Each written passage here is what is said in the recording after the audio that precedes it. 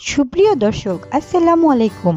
আজকে আমি 2 কাপ ময়দা আর 1 কাপ নারকেল কুচি দিয়ে ঝটপট মজাদার বিস্কুট বা নাস্তা রেসিপি শেয়ার করব।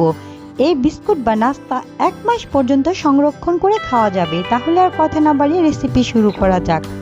প্রথমে একটি মিক্সিং বলে নিয়ে নেব 2 কাপ ময়দা, সাথে দিয়ে দিব 1/3 কাপ সুজি,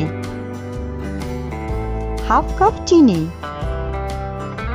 1 চা চামচ লবণ, 2 টেবিল চামচ রান্নার সয়াবিন তেল এবং 1 কাপ পরিমাণ নারকেল কুচি।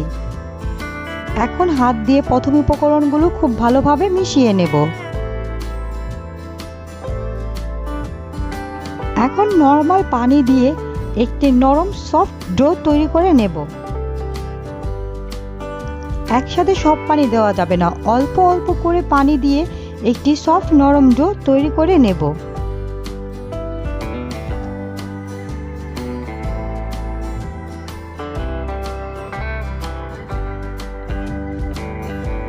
এই পর্যায়ে আমার ডোটি তৈরি হয়ে গেছে। এখন ডোটিকে আমি বোর্ডের উপর নিয়ে নেব। ডোটিকে আমি 2 ভাগে ভাগ করে নেব। এখন একটি ভাগ একটু ডলে আমি উপরে ময়দা ছিটিয়ে রুটির মতো বেলে নেব। একটু মোটা সাইজের বেলে নেব।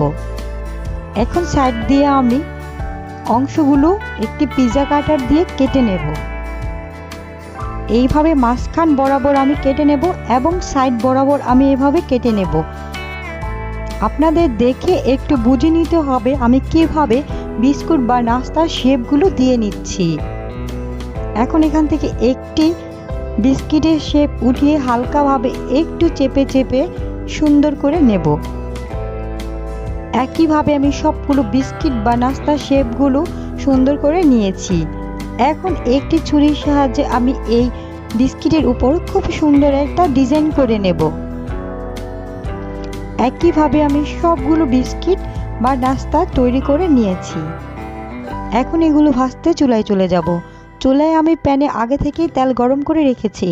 এখন একে একে আমি অনেকগুলো বিস্কিট বা নাস্তা একসাথে ভেজে নিতে পারবো। 2-1 মিনিট ভাজার পর নাস্তা বা বিস্কিটগুলোকে উল্টে পাল্টে দিব। গোল্ডেন ব্রাউন কালার করে আমি এই বিস্কিটগুলোকে ভেজে নেব। এখন আমার ভাজা শেষ, তেল ঝরিয়ে উঠিয়ে নিচ্ছি। খুব অল্প সময়ে আপনারা এই মচমচে মজাদার বিস্কিট বা বিকেলের নাস্তা তৈরি করতে পারেন। আশা করব আমার আজকের রেসিপি আপনাদের কাছে সহজ লেগেছে আর ভালোও লেগেছে। রেসিপি ভালো লেগে থাকলে প্লিজ আমার চ্যানেলটি সাবস্ক্রাইব করে রাখবেন। আজকে এই পর্যন্তই, সবাই ভালো থাকবেন। আল্লাহ হাফেজ।